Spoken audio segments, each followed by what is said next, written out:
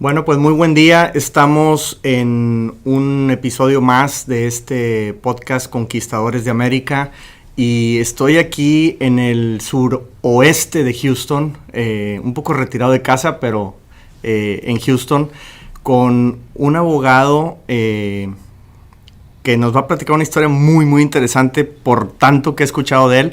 Yosel Alonso, cubano y abogado, entre otras cosas, de los artistas. Muchas gracias, es un honor estar contigo.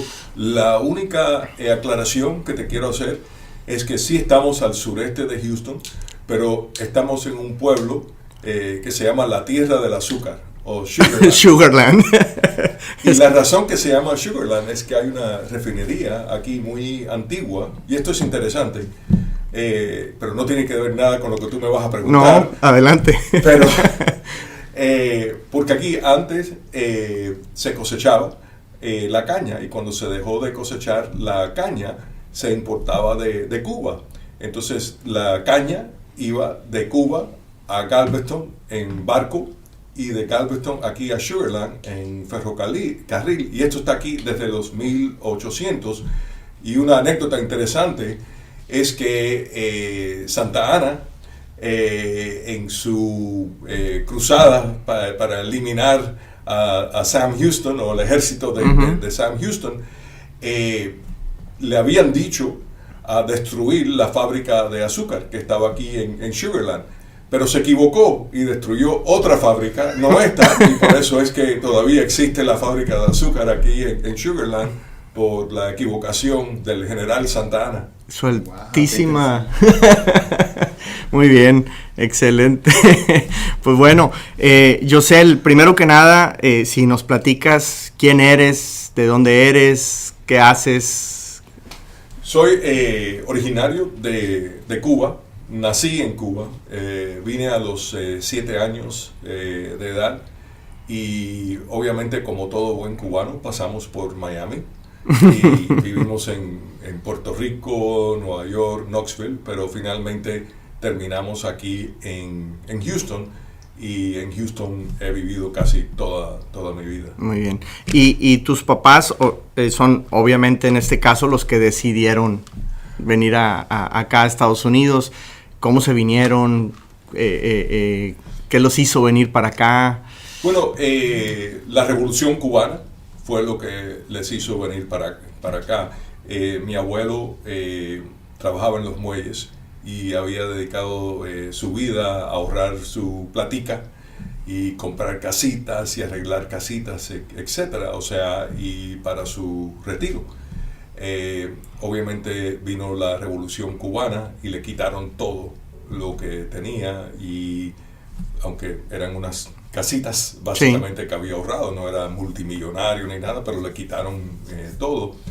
Entonces mi papá fue perseguido por el gobierno castrista, entonces él se tuvo que venir. Entonces nosotros seguimos como 5 meses después, el resto, mi mamá y los 3 niños. Yo era el mayor. Ok. Y para venir acá, digamos, volaban, tenían que venir en barco, porque hay muchas historias de cubanos, ¿no? De cómo salen o cómo han salido históricamente, pero... Mi papá tuvo que salir a través de Jamaica.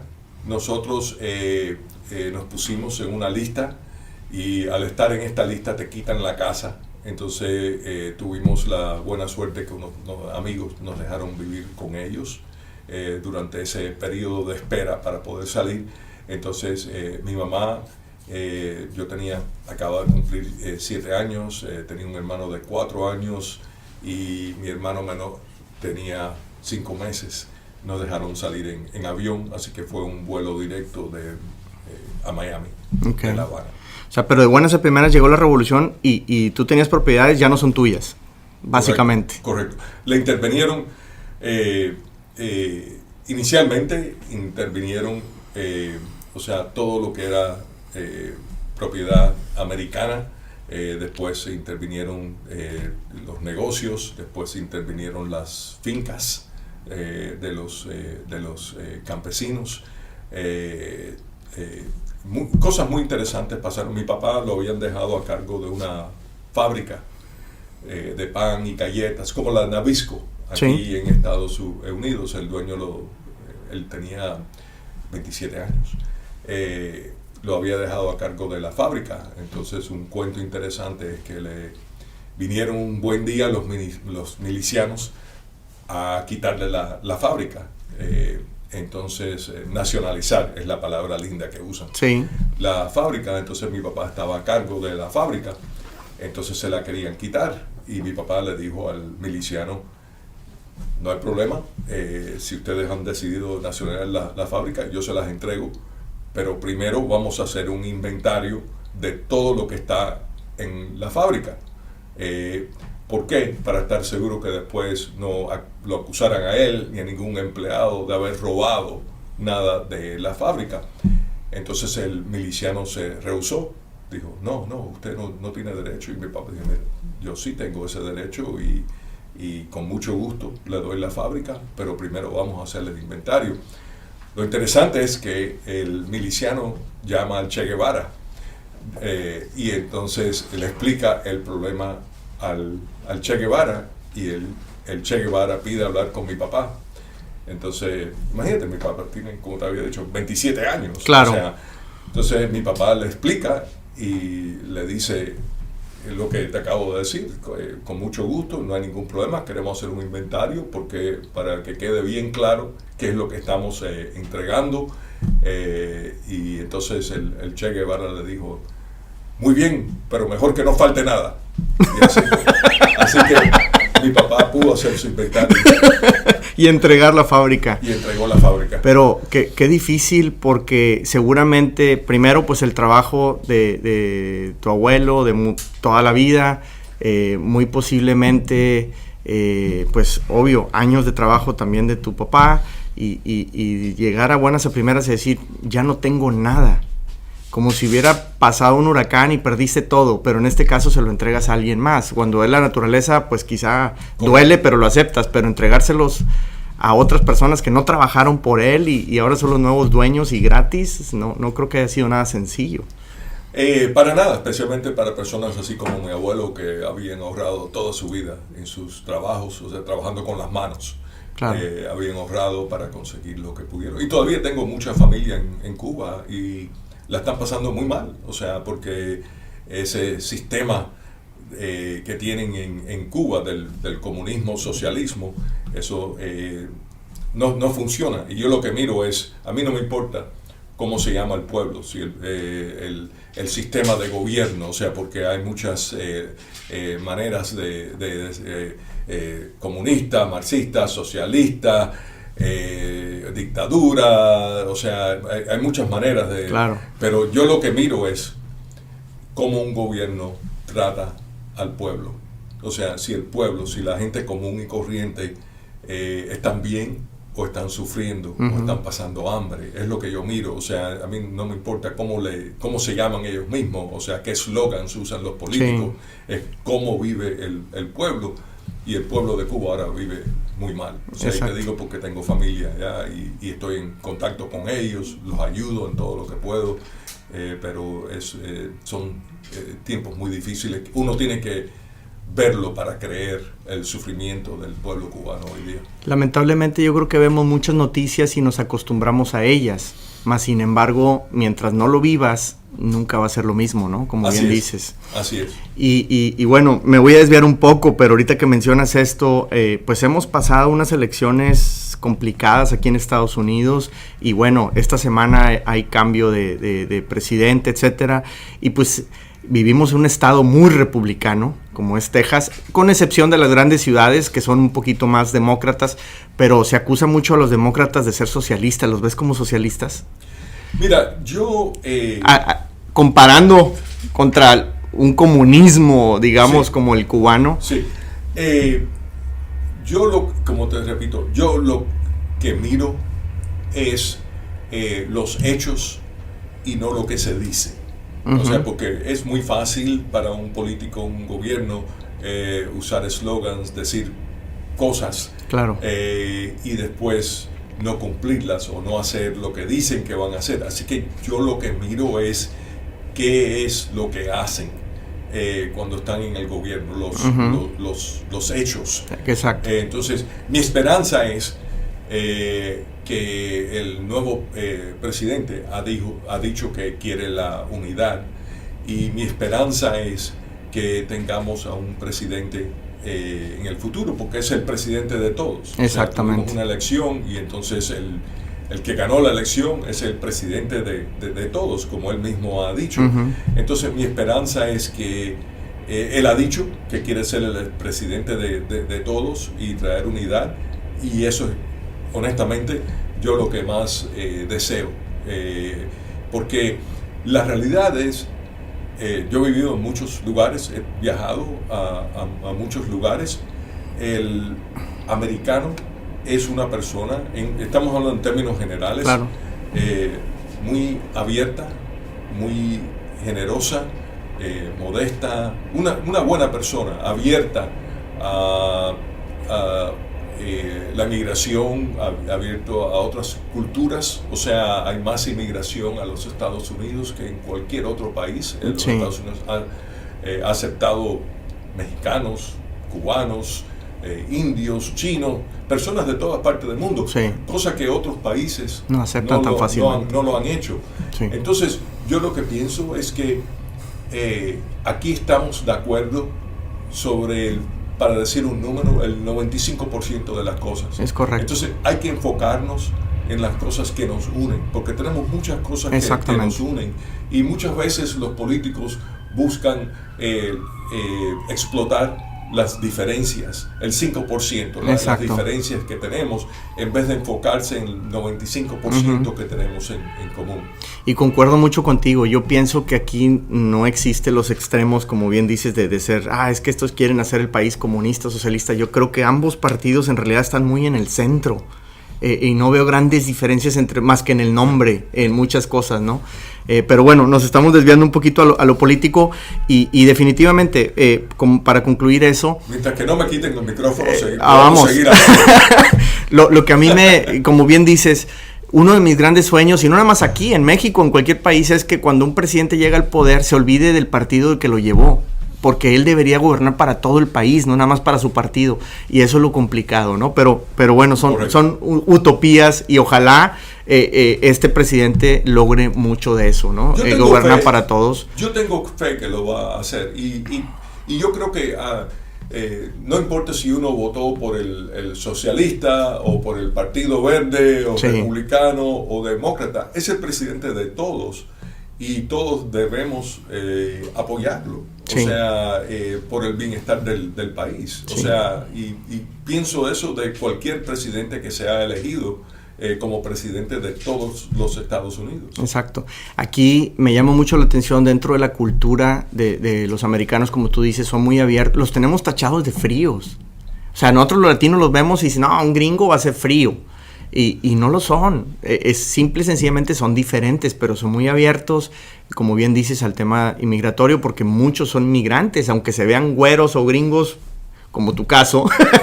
Pero la verdad es que son abiertos, ¿no? Porque muchos vinieron de otra parte, ¿no? Exactamente. Y por otro lado, a mí me llama la atención, ahorita que hablamos del presidente, yo recuerdo mucho, me invitó un proveedor a una comida de Año Nuevo o de Navidad, una cosa por el estilo, y pidieron que todos nos juntáramos para rezar por el presidente. Y en ese entonces iba a entrar Trump, ¿no? Sí. Me sorprendió muchísimo porque yo en México nunca he rezado por mi presidente. O sea, cómo las cosas se mezclan un poquito, sí. Religión y gobierno van muy de la mano acá hasta cierto punto, y la figura del presidente es una persona muy importante. En México nos estamos burlando la mitad de la población del presidente y la otra mitad está viendo a ver qué problema nos resuelve. Pero me llama eso la atención. Su cultura es diferente, ¿no? Respetan más al gobierno, respetan más a un representante, a un senador, a un gobernador, etcétera, creo yo, que en nuestros mismos países. Y yo creo que el americano común y corriente quiere y desea el éxito del nuevo presidente, sea quien sea. Sí. Entonces, bueno, nos desviamos un poquito. Llegaron de Cuba. No sé si tú recuerdes tu infancia. Bueno, llegaron a una ciudad hasta cierto punto amigable, ¿no? Con los cubanos, como Miami, o eso se cree, esa es la que nos pintan, pero en realidad es así. ¿O qué dificultades tenían? ¿A qué se enfrentaron? Miami era muy duro, porque en realidad no había mucho empleo en esos tiempos, si estamos hablando de los años 60. No había empleo, no era la ciudad que es ahora, bueno, obviamente. Así que no estuvimos mucho tiempo en Miami, y de ahí nos fuimos para Nueva York. A Nueva York. Sí. Y Nueva York hay más mezcla, ¿no? De culturas. ¿Y qué se encontraron allá? No estaban en Manhattan, ¿o sí? Estaban en Brooklyn. Brooklyn. Inclusive una parte de Brooklyn que hoy día es muy bonita, muy lujosa, pero en esos tiempos no era ni bonita ni lujosa, era un poco dura, sí. Había mucho frío, o sea, viniendo de Cuba era difícil acostumbrarnos al frío, sí. De ahí, pero había trabajo en Nueva York, y por eso fue que mi papá fue a Nueva York, pero no nos quedamos ahí mucho tiempo, porque las escuelas no eran muy buenas en esos tiempos, las escuelas públicas, uh-huh. Y mis padres querían que nosotros fuéramos a escuelas buenas. ¿Y no te encontrabas escuelas en español? Oh, no, por supuesto que no. Por supuesto que no. Y yo casi no hablaba inglés. Y entonces los primeros meses era de ver y no entender. Sí y no. En Cuba la matemática siempre fue muy avanzada, el estudio uh-huh. de la matemática, así que en cuanto al idioma sí, pero en cuanto a matemática estaba adelantado. Muy bien. Inclusive. Ok. ¿Y te costó aprender inglés? Por supuesto. Sí. ¿Cuánto tiempo estimas que hayas aprendido? Ahora, también como dicen que entre más niños más fácil, ¿no? Y yo lo he visto algo con mis hijos, pero en tu caso. Yo diría que en mi caso fue un proceso de poco a poco aprender, porque siempre hablábamos español en la casa. Eso es algo que te iba a comentar. Mi papá no quería que nosotros perdiéramos el español. Entonces él nos decía, en la calle pueden hablar chino, ruso, inglés, lo que ustedes quieran, pero en la casa tienen que hablar español. Entonces por eso nunca perdimos el español. Así que yo diría que hasta la escuela secundaria fue cuando ya llegamos a dominar el inglés por completo. Y por eso no has perdido tu acento cubano, a pesar de tantos años, creo yo. O sea, finalmente lo tienes muy arraigado porque siempre lo hablaron. ¿Estás de acuerdo que muchos papás piensan al revés? Que mis hijos aprendan inglés y no español, porque como yo no hablo inglés, pues que ellos sí. Y se hace un problemón. Yo tengo familiares que no se pueden comunicar papás con hijos porque los papás nunca aprendieron inglés y los hijos nunca hablaron español. Entonces, ¿tú qué? ¿Cómo? Es interesante que hables de eso. En esos tiempos, el problema era, y todavía existe, aunque ha mejorado, la discriminación. Entonces yo creo que eso motivaba que muchos padres hispanos insistieran que los hijos hablaran inglés y no español, por cuestión de la discriminación que existía y existe. Entonces pienso que eso era una motivación muy grande. Eso ha cambiado, donde llegó y creo que todavía existe hoy día, donde los latinos estamos muy orgullosos de ser latinos, de ser hispanos, de nuestro idioma, de nuestra cultura. Entonces yo creo que ya por muchos años hemos hecho mejor trabajo en ese frente, y no nos estamos olvidando de nuestras tradiciones, nuestro lenguaje, nuestra correcto. Cultura. Y a mí me sorprende muchísimo que aquí hablas para pagar un recibo de, no sé, de algún servicio de teléfono, electricidad, etcétera, y te preguntan, para español presione no sé qué, y no te dicen para pakistaní, para hindú, es español. Entonces el otro día vi un mapa y el español se habla en casi todos los estados como segunda lengua prácticamente. O sea, comercialmente yo pudiera decir en este momento es un idioma oficial, el español. Sí, Pero también existen otros idiomas oficiales. Por ejemplo, aquí en Sugar Land, yo diría que hoy día el 40% de la población son asiáticos. O sea, de la India, de la China, Bangladesh, Pakistán, Uh-huh. o sea, vietnamitas, Correcto. etcétera. Y es increíble porque aquí no hay mayoría. O sea, hay muchos hispanos también Sí. en Sugar Land y también, obviamente, muchos americanos, o sea, y personas de todas partes, africanos, Uh-huh. hay muchos africanos también. Y fue una de las razones que nosotros nos mudamos a Sugar Land aquí, porque yo quería que mis hijos fueran a la escuela pública, pero quería que las escuelas públicas fueran buenas. Claro. Y aquí, por ejemplo, en la Kepner, que es la escuela secundaria que les tocó a ellos, es una de las escuelas secundarias más diversificadas en todos los Estados Unidos. No hay mayoría. Qué lindo, porque mis hijos, o sea, tienen amigos de todas partes del mundo, han participado hasta en bodas en la India, porque van por sus Claro. amigos Sí. hindús. O sea, tienen amigos de todas partes del mundo, han ido a las fiestas de ellos, de todas, o sea,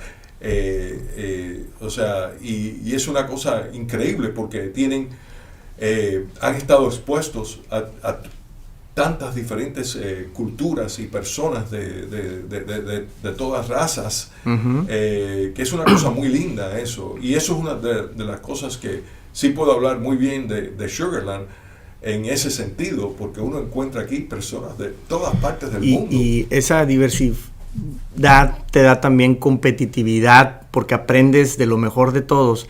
Y también te da una apertura, disminuye obviamente la discriminación, disminuye racismos, etcétera, porque ves que el hindú puede ser excelente en matemáticas, por decir algo, ¿no? Y de repente viene un chino y te supera en ciencias, y viene y todos con todos, o sea, y finalmente todos mejoramos como sociedad. Ahora, yo en nuestras redes sociales hablamos mucho de negocios, de cómo de apoyar a los latinos que quieran establecerse en Estados Unidos, etcétera. Y yo comento que muchas veces hacemos planes de venir a venderle, por ejemplo, un mexicano, y dice, es que yo le quiero vender al mexicano de Estados Unidos. Y yo digo, está excelente, pero traes bastante competencia. Y estos nichos que se abren, como tú bien decías, en la población asiática de una ciudad, puede crear una oportunidad enorme para ti. A lo mejor ellos usan un ingrediente que se también produce en Latinoamérica, y en lugar de que lo traigan desde China, tú lo puedes surtir aquí y quizás está más competitivo que el chino mismo, ¿no? Entonces se abren unos nichos, unas oportunidades enormes para el comercio, para los negocios, etcétera, y no estar pensando nada más en el mexicano porque en teoría va a ser más fácil, ¿no? 100% de acuerdo. Este fin de semana mi señor y yo fuimos a un restaurante de Tailandia aquí. Y estamos comentando, mientras que estamos comiendo, porque es súper sabroso aquí en Sugar Land. Negocio de familiar, así, pequeño, pero una cocina increíble. Y el comentario lo que estamos hablando era, qué increíble, en otros tiempos, hace a lo mejor 20, 30, 40, 50 años, hubiéramos tenido que ir a Tailandia para comer esta comida tan sabrosa, y no lo hubiéramos conocido. Exactamente. Pero ahora está aquí. Y los que van ahí al restaurante son personas de todas partes del mundo, porque yo veo ahí chinos, hispanos, americanos, o sea, ellos no dependen de personas de Tailandia para el éxito del restaurante, igual que, por ejemplo, los restaurantes cubanos aquí en Houston no dependen del cubano. Si dependieran del cubano, se mueren de hambre. O sea, el cubano no quiere gastar. No, o sea, es que no somos 4 gatos. Pero los americanos les encanta la comida cubana. Sí. Y entonces van a los restaurantes cubanos. Así que todo el mundo se beneficia con la diversidad. Yo recuerdo mucho cuando llegué acá, pues ya hace cerca de 20 años, y fui a una taquería muy, muy mexicana, y me sorprendió mucho ver a un afroamericano pidiendo un menudo. Dije, ¿what? O sea, lo veía con asombro. Eso ya es muy común. Hay tanta comunicación entre las culturas y la comida, pues lógico, ¿no? Es lo más. Increíble. Houston es una de las cosas que en realidad poco se conoce, pero Houston tiene una de las cocinas mejores, yo creo, del mundo, sí, por la diversidad de comida que tenemos aquí. O sí, sea, aquí uno encuentra cualquier cosa, o sea, comida de todas partes del mundo. Honestamente, y esto es, le pido perdón a mis amigos de otros países, a mis amigos cubanos, a mis amigos chinos, hindúes, de Pakistán, de África, donde sea, pero para mí la mejor comida en el mundo es Ciudad de México. Indudablemente. Es una cosa increíble porque es una comida internacional. Ahí tienes restaurantes de todas partes del mundo, sí, y todas las regiones de México están ahí. Y el servicio es de primera. Sí. O sea, donde mejor yo he comido, no te puedo decir que conozco todo el mundo, pero de la parte del mundo Ciudad que de conozco, para mí Ciudad de México es lo máximo. Y mucha gente se sorprende cuando le digo eso, porque lo que piensan es solamente de una taquería o la comida Tex-Mex. No. Y eso no es la comida, es una parte de la comida mexicana, claro, pero eso no es la comida mexicana. Y la comida mexicana es increíble. Es increíble, exactamente. Y abre muchas oportunidades acá. Entonces, bueno, ya me platicaste, viniste, sufrieron discriminación, batallaste en aprender inglés, pero ¿qué te hace ser abogado? ¿Cómo te metes ahí? ¿Cómo llegas? ¿Y cómo es tu vida en la universidad? Yo desde la escuela secundaria he querido ser abogado. Y aunque a principios no me dominaba bien el inglés, tomé clases de speech, de hablar. Uh-huh. Después de eso, hay programas de aquí en Estados Unidos en las escuelas secundarias de debate, uh-huh, donde hay un tema y hay torneos de debate donde uno debate esos temas, uh-huh, y es una muy buena preparación para ser abogado. Y no solamente para ser abogado, no importa qué uno hace, en qué uno trabaja, de vez en cuando vas a tener que hablar en público. Sí, la comunicación es muy importante, y entonces eso me ayudó mucho.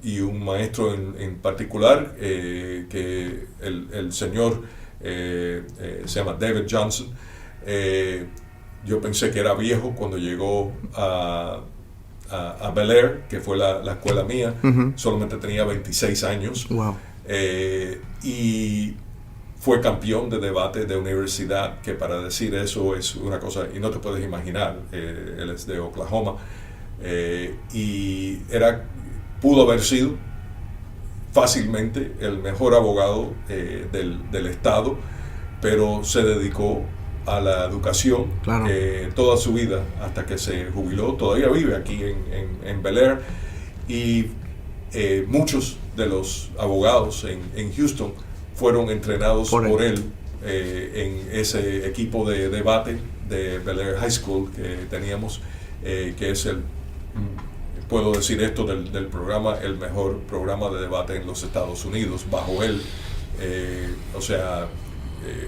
ganó muchos campeonatos nacionales, de estado, estableció unos récords que nunca se van a romper. Y entonces eso fue la preparación que tuve para entonces hacer la carrera que yo siempre quise hacer, que era de ser abogado. Seguramente ese profesor no ganó ni la mitad de lo que muchos de sus alumnos han ganado en sus carreras. Y entonces mi pregunta es, o mi comentario va hacia, no todo es dinero. Pensamos mucho en, yo me voy a Estados Unidos, abro un negocio y me voy a hacer ultramillonario. Creo que muy poco lo logran. Y creo que los que lo logran es porque tienen un propósito más allá del dinero, como en este caso, este profesor que tú tuviste, ¿no? Tú sabes, siempre decimos eso, pero hay mucha envidia en el mundo, y muchas veces decimos eso, pero no actuamos de esa manera. Y estoy 100% de acuerdo contigo. Y obviamente él pudo haber ganado mucho más dinero, pero lo que hemos hablado, y todavía sigo en contacto con él, Qué maravilla. es que qué carrera más increíble, que ha podido entrenar a cientos de estudiantes, de personas, para carreras exitosas en su vida, y ninguna otra carrera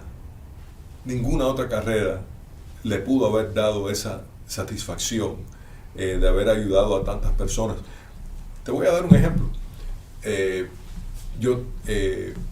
Cuando yo estaba en la escuela secundaria, también tomó clases de discurso, de speech, de hacer discursos públicos, speech, un muchacho que no era buen estudiante, tenía un averaje de C en sus estudios, brillante, o sea, probablemente la persona más brillante que yo he conocido en mi vida.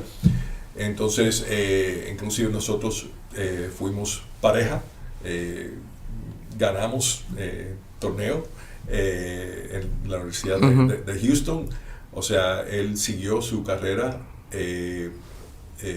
después de la escuela secundaria, siguió en la universidad, siguió en debate, fue campeón de debate en la universidad, se hizo abogado,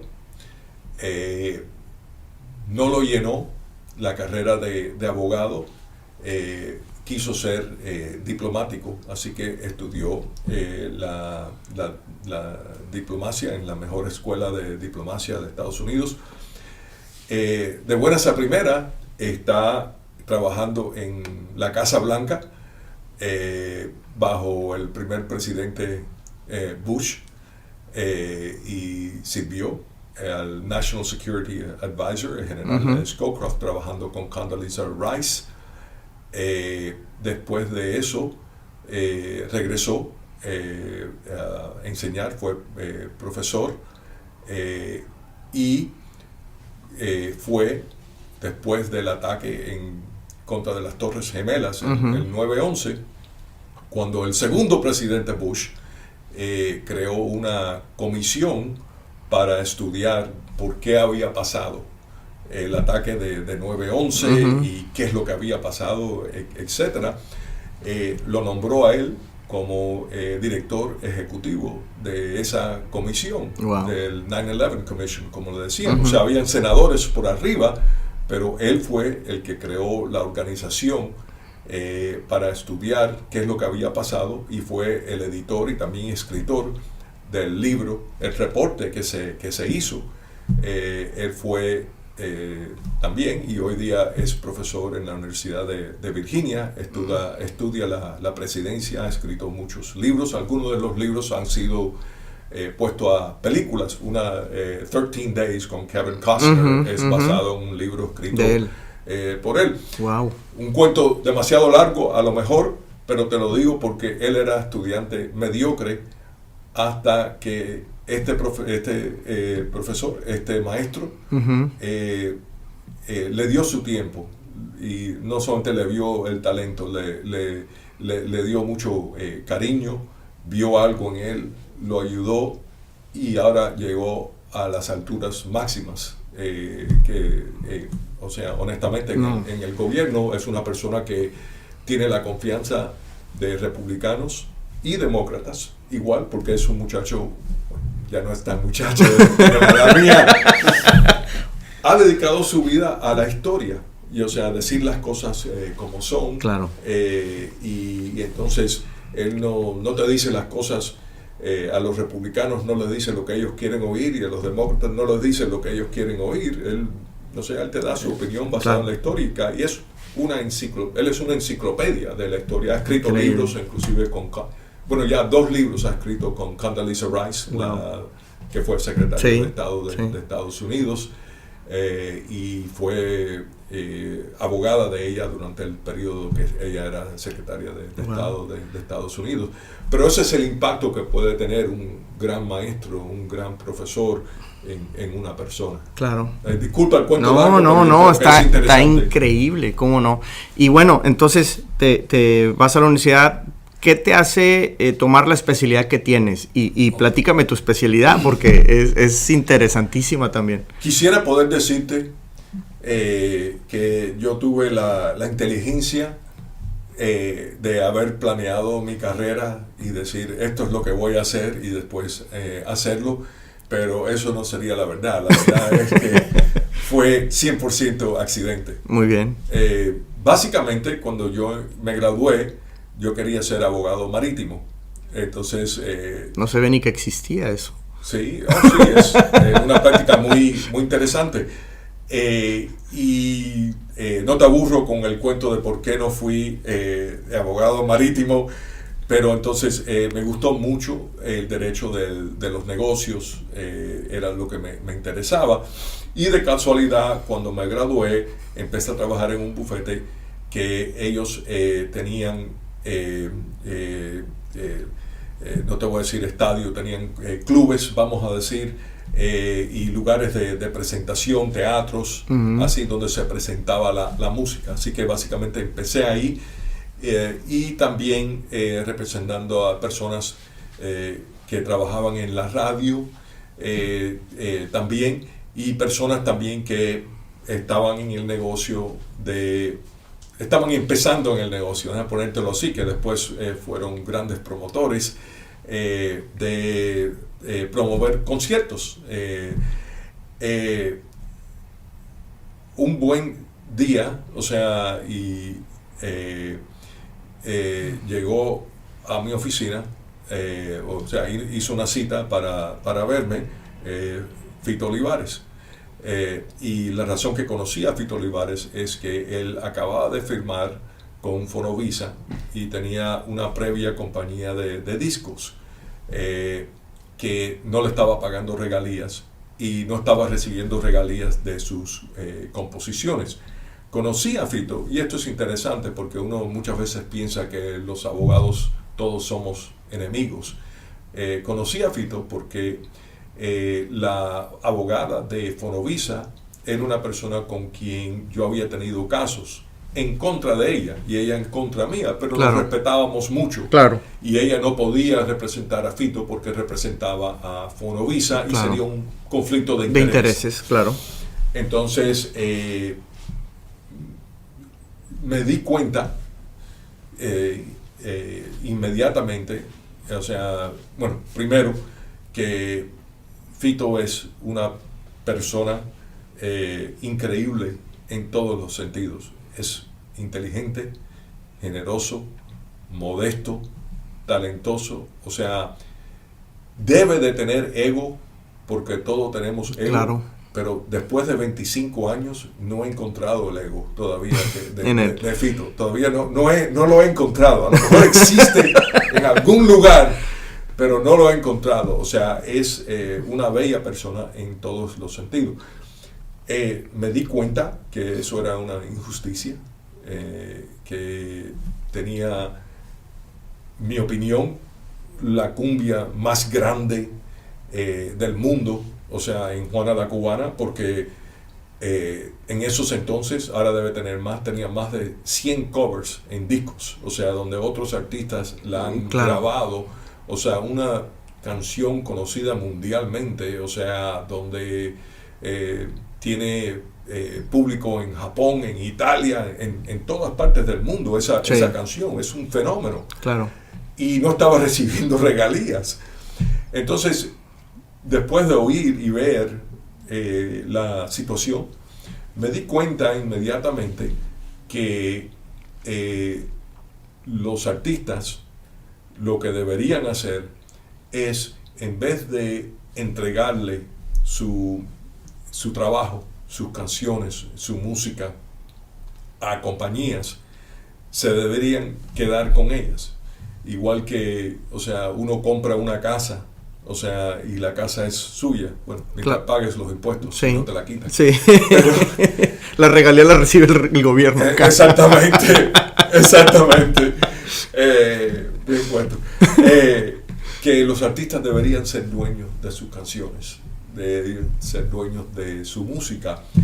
Y entonces, primero lo que hicimos es recapturar la música de Fito. O sea, pusimos una demanda, y esto es público, en contra de su previa compañía de discos, en donde capturamos todos los derechos de su música, las grabaciones. Después que conseguimos el derecho de las grabaciones, vimos que tampoco se le estaba pagando las regalías como autor, y entonces fuimos a México, y con la ayuda de un gran abogado en México, muy amigo mío, Armando Salcedo, capturamos las composiciones de Fito, donde creo que Fito fue el primer, y estoy muy orgulloso de esto por parte de que algo que pudo hacer por él, porque una persona que lo merecía. Yo creo que Fito fue el primer artista que pudo recapturar todos sus derechos, y hasta hoy día él es dueño de todos sus derechos. Entonces tuvimos suerte en los dos casos. Claro. Y el mundo del entretenimiento es pequeño, así que de buenas a primeras me empezaron a llamar artistas para que los representara. Y así fue creciendo, o sea, como empecé a representar artistas. Yo nunca anuncié en ningún lugar, o sea, nunca hice ninguna promoción, pero volvemos a lo que yo te decía, yo miro a los hechos. Entonces yo creo que los artistas también miran a los hechos, ellos hablan entre ellos mismos, claro. O sea, hablan de todo, de compañías de disco, de sus contadores, de sus promotores, de los abogados. Entonces claro. Ellos mismos hablan y ven lo que está pasando en el mundo, y así fue básicamente como empezó ese aspecto. Entonces uno algunas veces tiene que pensar las cosas, y decidí que lo que quería hacer era, porque hay muchos conflictos de intereses y yo no soy suficientemente inteligente a poder representar una compañía de disco y a un artista firmado a esa compañía de disco en una negociación. Claro. O sea, a quién tú representas en esa negociación, a la compañía de disco o al artista que tú representas. Claro. Básicamente es un conflicto de interés, y no es una cosa que yo quería hacer. Así que decidí inicialmente representar a los artistas y a las pequeñas compañías de disco, que obviamente donde yo no representaba a ninguno de sus artistas, para no tener ese tipo de conflicto de interés en el futuro. Uh-huh. Entonces te fuiste a un nicho. Me llama mucho la atención lo que dices, que llegaste por accidente. El otro día platicaba con un amigo y él decía, es que tenemos que buscar nuestra pasión, y yo le decía, creo que la pasión nos encuentra a nosotros en la mayoría de los casos, y al menos esa era mi opinión. Yo no soñaba hacer lo que estoy haciendo ahora, y sin embargo no lo cambio por nada. O sea, me encanta, lo disfruto muchísimo, y seguramente es tu caso. O sea, llegaste a algo, viste un cierto éxito, viste que podías tener un gran efecto sobre alguien, y te apasionaste y creciste, ¿no? Y también es que siempre desde niño soy apasionado a la música, pero más nunca pensé, ni se me ocurrió que existía una especialidad en representar a artistas o ser abogado en el negocio de la música. No sé por qué, o sea, nunca se me ocurrió, claro. Aunque tenía esa pasión para la música. Así que es exactamente lo que tú acabas de decir. Y entonces tu nicho fue el mercado latino, el mexicano, el hispano en general, como nos llaman acá, o tienes clientes de todos tipos. Tengo clientes de todos tipos, pero yo tengo una ventaja que es muy grande en Texas, es que yo hablo español y también hablo inglés. Claro. Y entonces ser bilingüe es una cosa increíble, y le doy las gracias a mi papá, que como te digo, yo vine a los 7 años, así que pudo ser muy fácil que olvidaras el español. Olvidarme del español, correcto.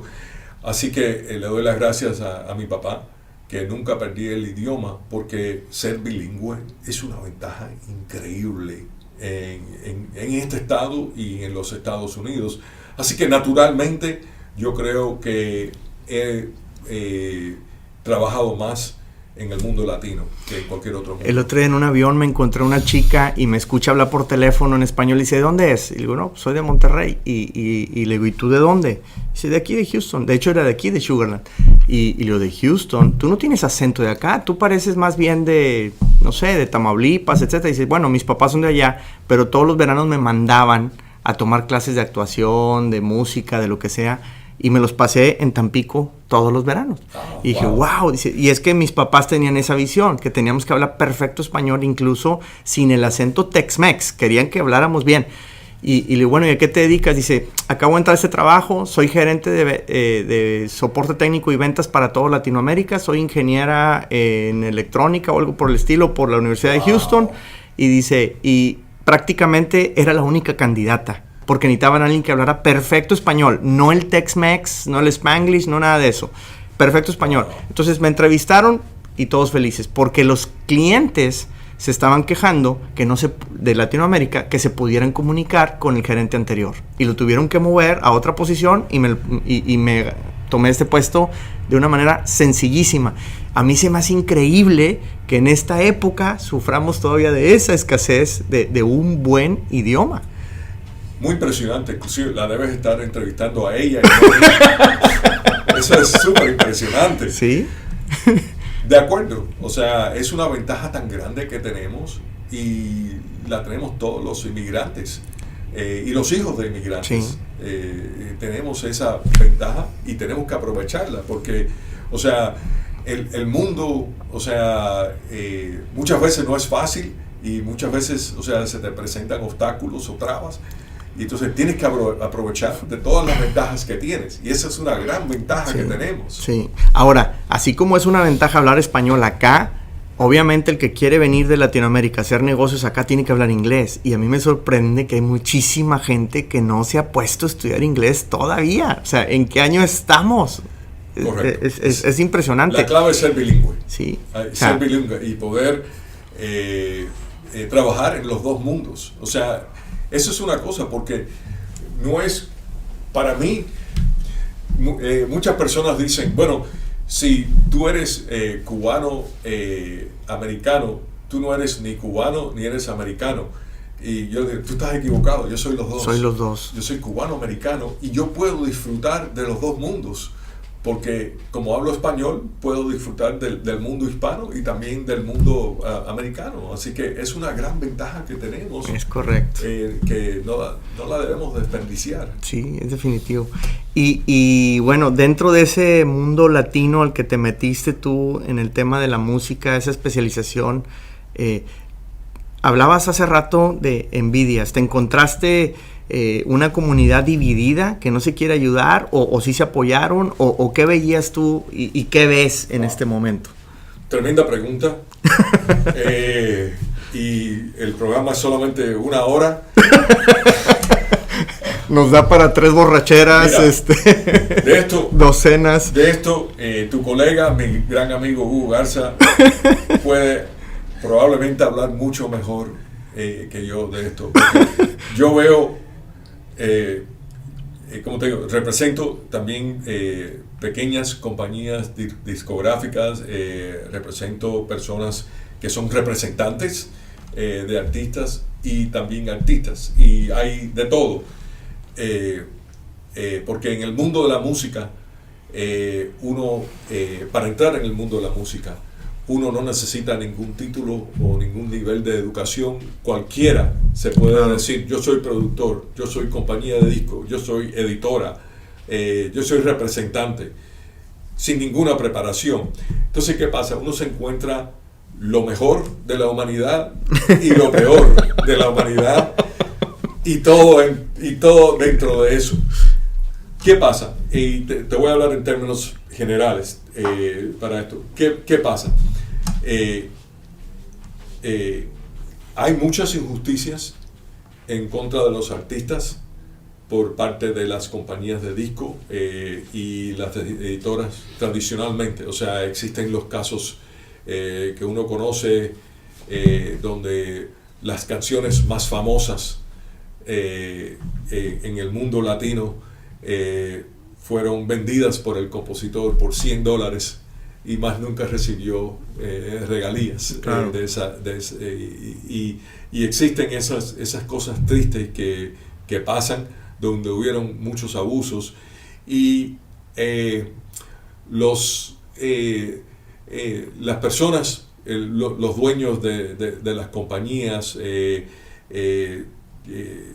piensan que eran muy inteligentes en hacer ese tipo de negocio, y en realidad no es cuestión de inteligencia, es cuestión de ser abusador, porque muchos artistas no tenían ninguna educación, o sea, no sabían, necesitaban el dinero para sobrevivir, para sus familias, estaban en situaciones muy duras, así que, o sea, ¿qué inteligencia se necesita uno para tomarle ventaja a un niño de 5 años o una persona que no ha tenido educación?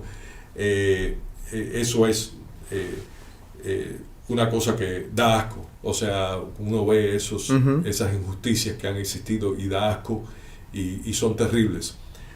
Al otro extremo existen las situaciones donde empieza el artista muy humilde, queriendo su negocio, o sea, su contrato de discos, muy modesto, muy servicial, y donde el representante o la compañía de disco entonces invierte millones de dólares, o sea, cientos de miles de dólares, lo que sea, y no solamente en dinero, en tiempo, para hacer ese artista grande. Y inmediatamente después que ese artista modesto, que era modesto, creció, ya vio la popularidad, la cabeza se le puso así, y de buenas a primeras, la razón que ha tenido el éxito, en su opinión, es por su talento y no por la inversión que hizo la compañía de disco, no por la inversión que ha hecho personas como mi gran amigo Hugo Garza, que siempre fue uno de los mejores promotores en el negocio, sabía cómo promover sus artistas inteligentemente para que lo tocaran en la radio, pero de buenas a primeras ese artista se olvidaba de todo eso, de esa inversión, de todas las personas que trabajaban sin ninguna publicidad, sin ningún crédito, sin nada, para que ellos lograran ese éxito. Y deciden que el éxito fue por su talento y nada más, y de buenas a primeras ya no necesitan a la compañía de disco que tomó chance en firmarlos, al representante que se arriesgó en firmarlos y representarlos cuando no eran nadie y no tenían público, y de buenas a primeras otra compañía, a lo mejor más grande, le ofrece mucho dinero, se olvidan de la compañía pequeña, se olvidan de los representantes, se olvidan de todo el mundo y se van para esa otra oportunidad. Y básicamente es una manera de desgracia, básicamente, una persona que hace eso. Así que existen los extremos, y también dentro de los artistas, igual que te hablo de los artistas así que aprovechan de esa manera la situación. Te puedo hablar de un Fito Olivares, que siempre ha sido la misma persona desde que nació en Camargo, Tamaulipas, México, hasta el día de hoy. Es la misma persona, y después de la presentación se queda hasta firmar el último autógrafo, habla con todo el mundo, comparte de su tiempo, sigue siendo la misma persona que siempre fue. Así que te encuentras todos los extremos, te encuentras las compañías de discos buenas, te encuentras los abusadores, igual ves los artistas muy buenos, muy modestos, muy buenas personas, y también ves a los desgraciados. Dentro de eso me llama la atención lo que dices, porque creo que, por ejemplo, esa compañía abusadora no se da cuenta que al mismo tiempo está matando un talento, si siempre se está aprovechando de él, y no ve el negocio en el mediano y largo plazo, ve solamente lo que me va a entrar hoy, lo que me puede aprovechar hoy. Y por otro lado, ese otro artista que se le olvida que no nada más es su talento, sino que fue una suma de talentos lo que hizo crecer. Y creo yo, no sé si estés de acuerdo, los que han trascendido durante más años en el ambiente, quizás son los que a lo mejor no se dieron cuenta, simple y sencillamente era su naturaleza, pero llegaron también con gente que tenían esa naturaleza, y más o menos juntos pudieron seguir creciendo y mantenerse, ¿no? Por muchos años. De acuerdo, con una gran excepción que Hugo y yo conocemos muy bien.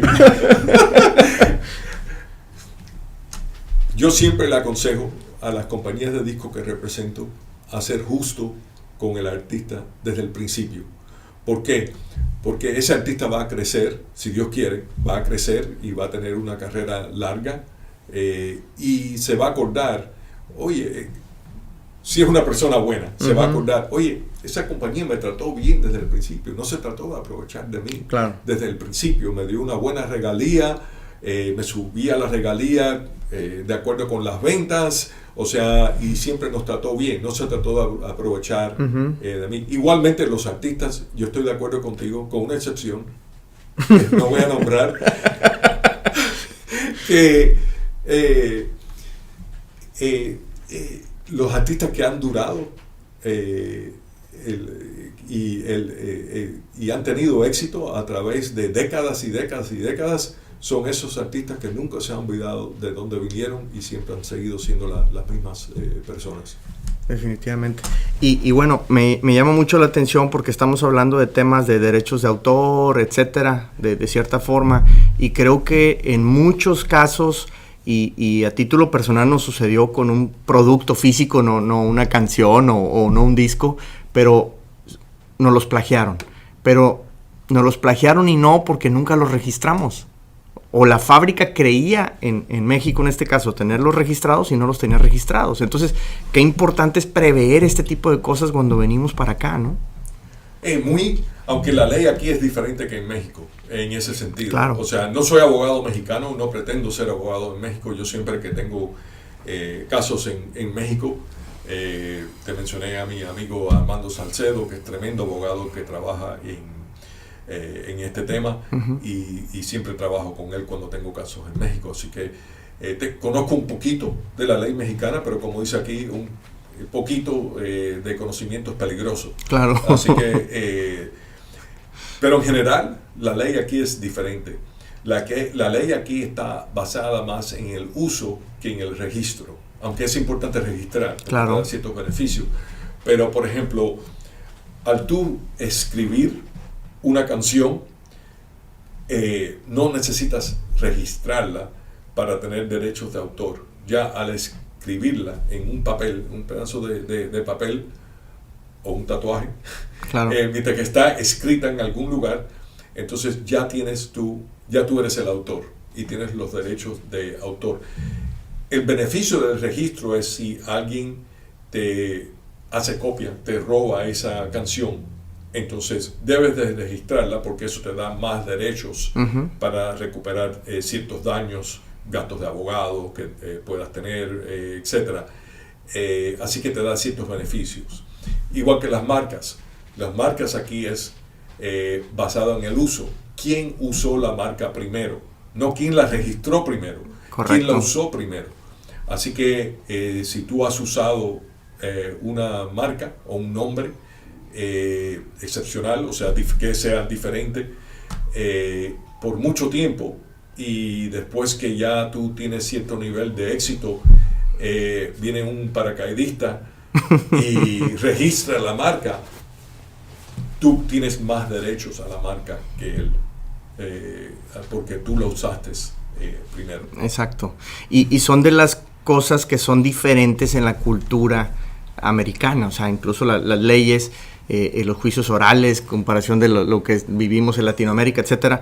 Pero eso es muy interesante porque, otra vez, no lo consideramos cuando queremos venir acá. Entonces, tenemos que entender, de cierta manera, el cómo poder meternos en la cultura y que nos cambie el chip, porque en México, en Colombia, en Argentina, pues traemos un chip de toda la vida y acá es totalmente diferente. Entonces tenemos que asesorarnos muchísimo.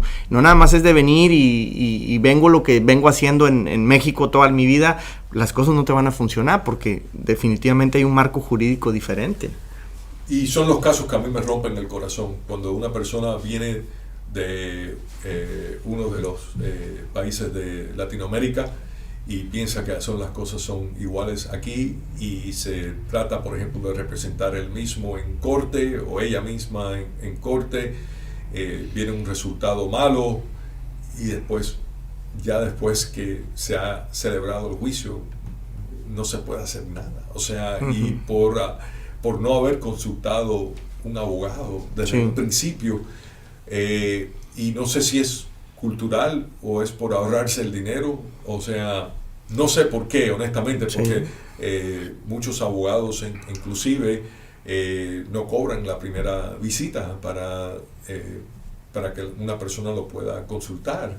O sea, así que en realidad no se están ahorrando dinero y se están perjudicando pensando que las cosas aquí son igual que fueron en Brasil o Argentina o Chile, cualquier país de Latinoamérica, y son totalmente diferentes. Sí, lo que pasa es que yo creo que también escuchamos tanto de estos abogados de accidentes y millones de dólares en los anuncios, y no es cierto que todos los casos son de millones de dólares para empezar, pero nos quedamos con esa idea tan arraigada que nos da miedo pararnos con un abogado en Estados Unidos. Y como tú bien dices, muchos ni siquiera te cobran la primera consulta. Ahora, no tienes idea de lo que yo he aprendido en esa primera consulta. En este rato que hemos platicado ya me enseñaste 2, 3 cosas. O sea, es bien interesante porque definitivamente no lo hacemos por el miedo, creo yo.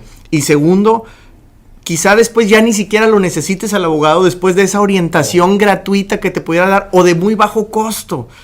Porque también pueden decir, oye, es que hay abogados que por hablar contigo te cobran $300 la hora. ¿Y no sería más barato eso que tener un dolorón de cabeza después en el mercado? O una sentencia en contra tuya. Definitivo. Por cientos de miles de dólares, o sea, o por miles de dólares. Sí. O sea, exactamente, ese es un gran problema que existe y es triste. O sea, me entristece cuando yo veo ese tipo de situación. Me rompe el corazón, honestamente, porque uno ve una situación donde si no solamente a mí, si hubieran consultado a cualquier abogado, les hubiera dicho, mira, puedes hacer esto y esto y esto, y el resultado hubiera sido mucho mejor que el resultado que tuvieron, y se hizo una injusticia, pero ¿quién tiene la culpa? Sí, es triste, es muy triste ver esa. Pues no sé si estés de acuerdo, Yosel, pero tenemos un trabajo titánico en llevar esta información a Latinoamérica y a los latinos que estamos aquí en Estados Unidos también, porque existe mucha desinformación. Creo que tenemos que trabajar muchísimo en comunicar este tipo de datos o de tips para que podamos crecer y no estemos como con un ancla siempre batallando, ¿no? La información de calle es peligrosísima. y eso me pasa porque, o sea, a lo mejor tengo un cliente y tenemos un caso y a lo mejor va a una fiesta y me llama y me dice, oye, me dijeron que podemos hacer esto y esto y esto y esto y esto. Y obviamente a lo mejor esa era una opción o fue algo que pasó en otro caso diferente, con diferentes cosas, pero no aplica para nada a la situación que de él. Claro. Y entonces existe mucha desinformación. Entonces uno toma el tiempo de educarlo y decirle, mira, entiendo por qué te dijeron eso, pero no aplica a esta situación, porque en esta situación existe esto. Así que no es algo que se puede usar en el caso tuyo. Pero igual como eso, existe, como tú dices, mucha desinformación, mucha información de calle que la gente te dice ciertas cosas que se pueden hacer o no hacer, etc. Y firman contratos basados en eso. Y después que viene el desmadre, o sea, vienen a mí o a otro abogado. Y ya después que el contrato está firmado, y ¿qué tú quieres que yo haga? Ya firmaste el contrato. O sea, si hubieras venido a mí antes de haber firmado el contrato, te hubiera dicho que se pudo haber sido este cambio, que es típico, o este cambio, o adaptado a esta situación, y se pudiese haber mejorado. Pero ya firmaste. Sí, exactamente. Sabes español mexicano, por lo que veo. Has trabajado con muchos mexicanos. Pero he aprendido mucho de los mexicanos. Cada país tiene sus palabras pintorescas. Sí. Y me encantan las palabras pintorescas de los mexicanos. Sí. O sea, la palabra chamba es muy común, pero no se conoce en Cuba. Otra que me gusta mucho es machote. Que machote es cuando uno tiene básicamente un documento donde uno puede llenar los renglones y usar en diferentes situaciones. Los mexicanos le dicen machote. Me encanta esa palabra y la he usado y la sigo usando porque así que uno aprende muchas palabras y también hay muchos chistes de esos porque los cubanos tenemos palabras comunes y corrientes que en México y Puerto Rico y otros lugares son malas palabras que no podemos usar, así que los palos enseñan, así que he aprendido a no usar esas palabras, especialmente cuando hay señoras presentes. Claro, y la primera vez que fui yo a San Juan de Puerto Rico a un viaje de ventas, era un representante cubano el que vivía ahí. Y Armando, que en paz descanse, recuerdo mucho que lo primero que me dijo, ok, te voy a dar una lista de palabras que no puedes decir aquí en Puerto Rico. Y yo, ¿cómo así, Armando? Sí. Dice, para ti, esto significa un insecto. Acá es la parte masculina. Acá, y entonces me empezó a decir palabras, y yo me tenía atacado la risa, pero obvio, me tenía que cuidar, ¿no? Si te dejas usar esas palabras, hay yo viví en Puerto Rico. Inclusive fui a Puerto Rico para mi luna de miel, me fascina Puerto Rico. Sí, cómo no. Y tengo grandes amigos puertorriqueños, bueno, en la isla y también aquí. Entonces, lo bueno de tener ese tipo de amigos es que ellos tienen muchos chistes de los cubanos y los cubanos tienen muchos chistes de los puertorriqueños. Y nos contamos esos chistes. Y hay un gran chiste sobre ese mismo tema que acabas de tocar, así que a lo mejor prefieres no tocar ese tema en cámara. No, adelante. Hay dos cubanos en Puerto Rico hablando de las palabras que no se pueden usar. Entonces están en su conversación, son dos cubanos, entonces están hablando en cubaneo, con el acento cubano, de la manera de hablar de los cubanos, que es más pronunciado. Tú dices que yo tengo acento cubano, pero tengo más acento cuando estoy hablando con un cubano. Claro. Y entonces uno le dice al otro, oye, bicho, no, esa palabra no se puede decir aquí, no digas eso. Chico, es que aquí, ¿qué es lo que se puede decir aquí? Si quiero coger la guagua, no puedes decir tú. Y guagua, ¿qué es eso? O sea, coger, guagua, no, aquí esto no se puede decir eso, tú no puedes hablar así. Entonces, oye, chico, pero yo quiero saber entonces, ¿cómo aquí se les dice a los hijos de puta? Bueno, vamos a preguntarle a un boniato. Oye, boniato, ven aquí. ¿Cómo ustedes le llaman a los hijos de puta? Nosotros no los llamamos. Ustedes vinieron solos. Es correcto. Eso es lo que me cuentan mis amigos puertorriqueños. Sí.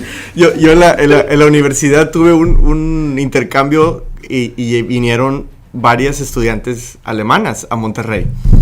Pero hablaban ellos el español de España, ¿no? Entonces, pues venían precisamente con ciertas conjugaciones y ciertos verbos.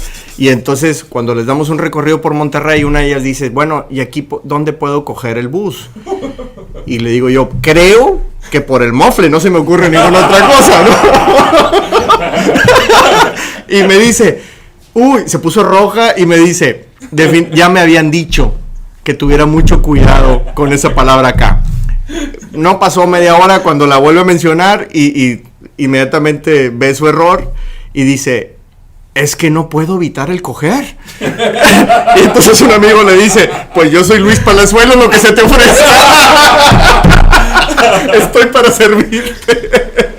Es cómico cuando uno se puede reír de esas. Es demasiado. Una amiga también boricua viene a la casa, la invitamos a cena de Navidad, dice, bueno, mañana yo traigo el bizcocho. Y yo dije, pues era cena familiar, pero cada quien lo que puede, ¿no? Entonces, entre latinoamericanos existen tantas cosas, ¿no? Oh, es cómico, es comiquísimo.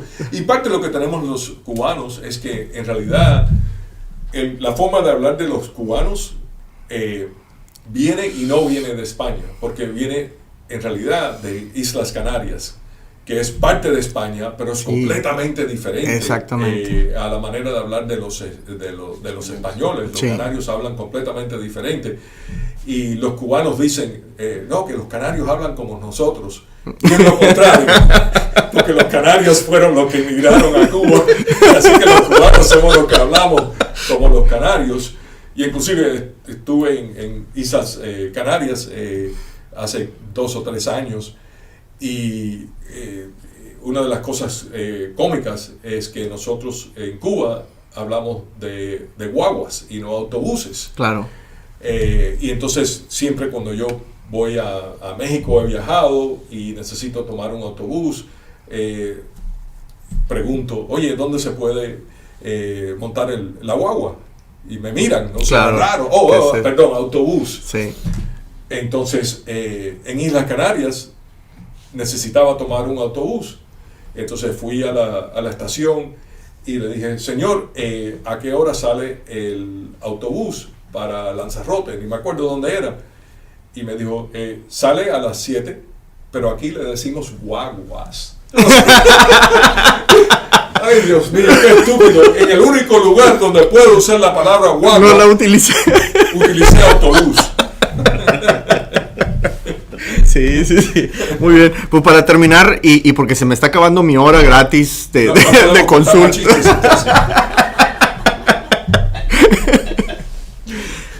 Yosel, ¿tu especialidad es música solamente? ¿Trabajas en otros ámbitos? Sí, o sea, todo lo que tiene que ver con el entretenimiento. Y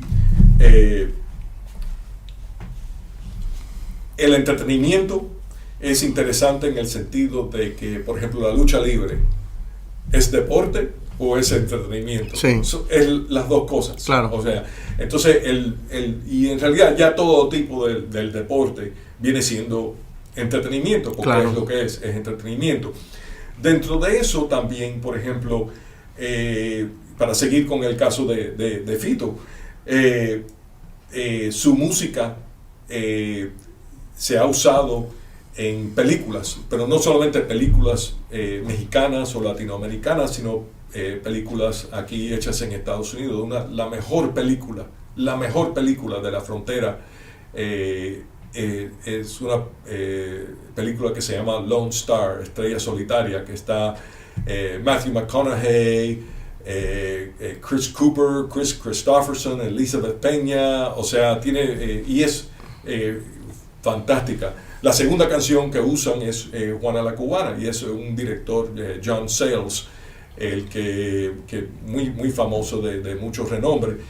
Igual, por ejemplo, así que uno tiene que aprender, si vas a representar a artistas en la música, no solamente la música, tienes que aprender los negocios en el cine y también televisión. Por ejemplo, hubo una serie muy famosa aquí de televisión, que también fue película, The X-Files. Uh-huh.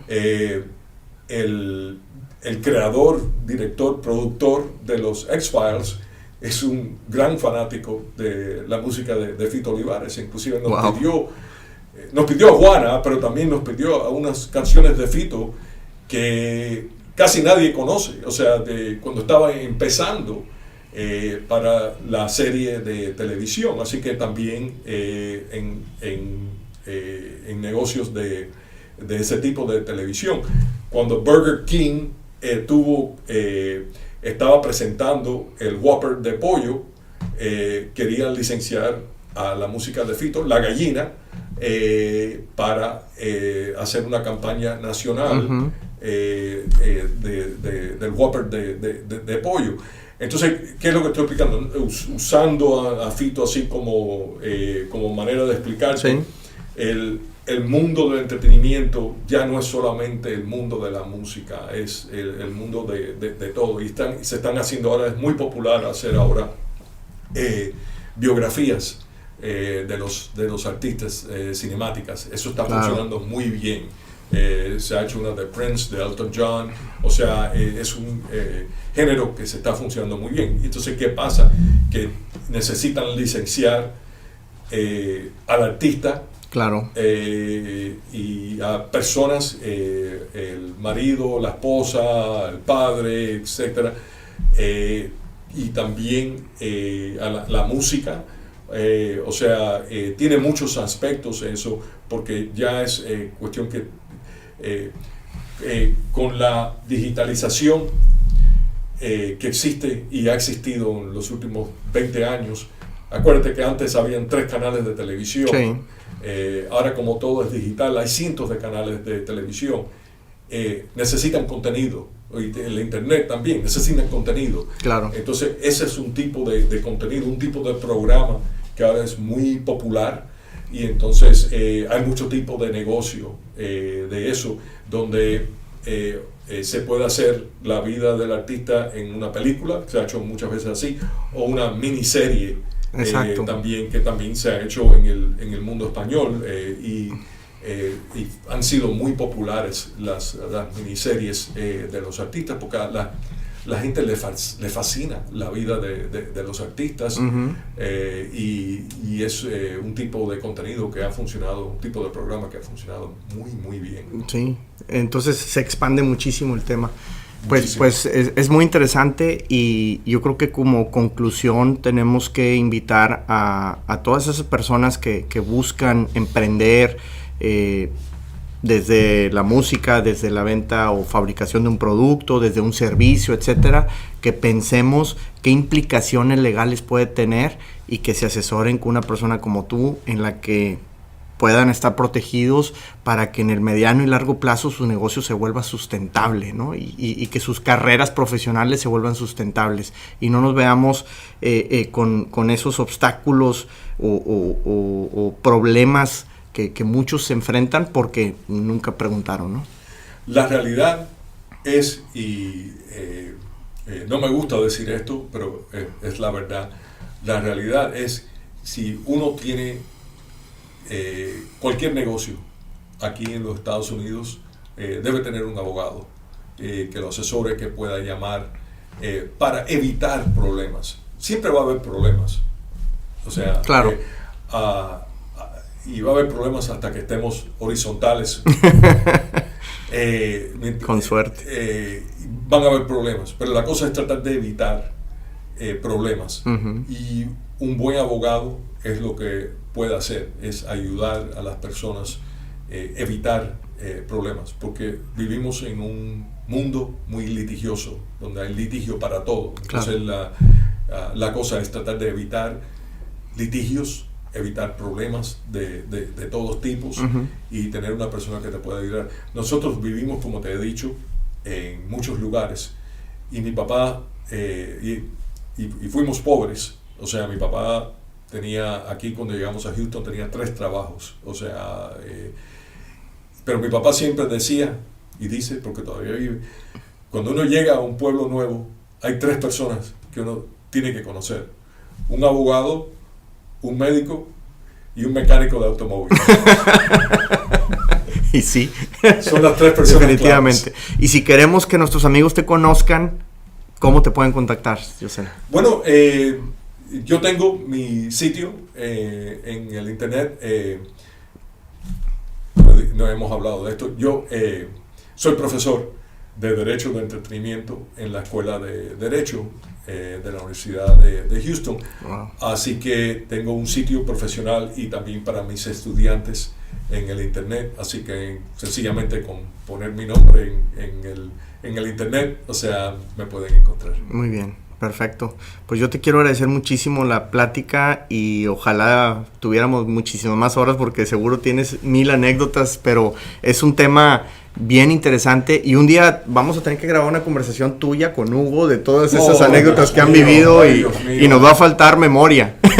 Tú debes entrevistar a Hugo. Y me sorprende que no has entrevistado a Hugo, porque Hugo sí conoce todo. Platicamos casi a diario, y no te imaginas, le digo, tenemos que abrir un podcast nada más de lo tuyo. Pero Hugo conoce dónde están enterrados todos los muertos. en el mundo del entretenimiento.